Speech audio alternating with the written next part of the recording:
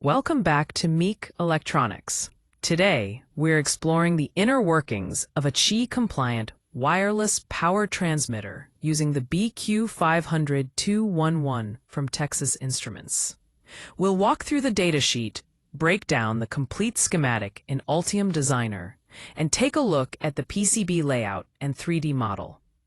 Whether you're designing your own transmitter or just curious about how wireless power works, this video has you covered. Let's dive in. To kick things off, let's open the datasheet from TI's official site.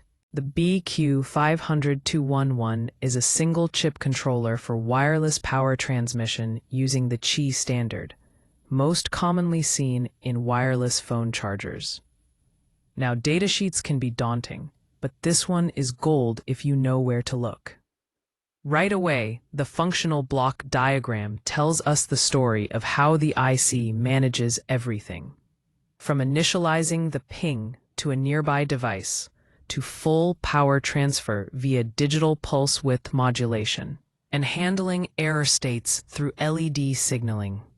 If you scroll down, you'll find the pin assignments for the 48-pin QFN package. Pins like DPWMA and DPWMB are vital. They control the full bridge driver, which pushes energy into the tank circuit. Switching over to my Altium schematic, here's the first page, our power input stage. The system takes in 5 volts via USB, which then feeds a voltage regulator, converting it to 3.3 volts. This 3.3 volt output splits into 2 rails, V33A and V33D, supplying analog and digital blocks separately. TI recommends isolating these domains to prevent digital noise from affecting sensitive analog components like the tank driver and sense circuitry. You'll see decoupling capacitors right at the regulator's output, placed close to the IC's supply pins to reduce high-frequency noise. There's also an ESD protection diode across the USB lines to safeguard against voltage spikes during plugging. On the second page, we've got the low-power supervisory system. The LED mode pin connects to a network of resistors and LEDs. These provide visual feedback on charging state, fault detection, and standby operation. The datasheet describes how this mode uses PWM to blink patterns based on system status. Then there's the low power pin, which lets the controller drop into a low power standby when no receiver is nearby. This is essential for reducing idle power and keeping your design energy efficient, especially for battery-powered transmitters. TI also emphasizes using precise resistor values for the LED current set. These are calculated to match the IC's internal drive strength and avoid undervoltage conditions that might trigger faults. This next section is the centerpiece of wireless transmission, the tank circuit. Based on TI's recommendations, I selected a coil matching the Type A11 Qi transmitter specifications. These coils must have a specific inductance and quality factor to ensure efficient energy transfer. In parallel with the coil are several capacitors forming the resonant circuit. This tunes the system to operate around 100 to 205 kHz, depending on receiver load. TI's tables help determine exact values to keep the phase and frequency within safe bounds for Qi compliance.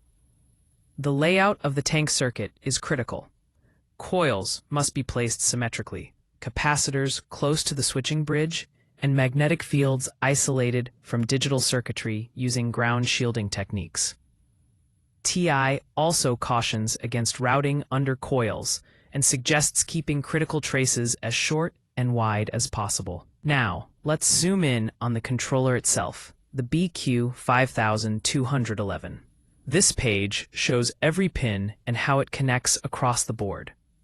The DPWM outputs go directly to the half-bridge driver, which energizes the tank circuit. COM pins receive digital data from the receiver, allowing the transmitter to adjust its output dynamically. This is how Qi maintains communication. Sense pins provide real-time feedback. V-Sense monitors input voltage stability. I-Sense checks current draw during charging. And T-Sense ensures the IC doesn't overheat. There are also configuration pins, like Buzz AC-DC, which drive audio or visual indicators, and Test or NC pins, which remain unconnected as per TI's layout guidance. Now we move to the PCB layout. This is where schematic meets physical reality. Here's the 3D model of the board, built in Altium. You can see the coils centered prominently, with the BQ500211 tucked close to it for minimal parasitics. The layer stack includes a dedicated ground plane, power routing layer, and signal layers.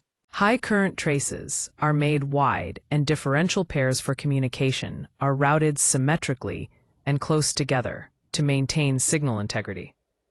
I followed TI's PCB design rules. Minimum trace width of 0.25 millimeters for power pads, 0.2 millimeter spacing around the coil to reduce coupling, thermal relief patterns on the QFN pads to improve heat dissipation, careful via placement to avoid ground loops and maintain reference integrity. Even the placement of capacitors was driven by the datasheet, putting them as close to the IC as possible with low impedance pads. And there you have it, a complete breakdown of the BQ500211 wireless transmitter design. We've covered everything from datasheet analysis through schematic implementation to PCB layout and modeling. Wireless power may seem like magic, but it all comes down to solid engineering, understanding resonance, power control, and precision layout. If you're working on a similar design or have questions about implementing this IC, leave a comment below.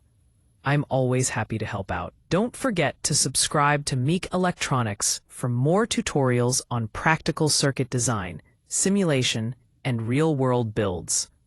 Thanks for watching, and I'll catch you in the next one.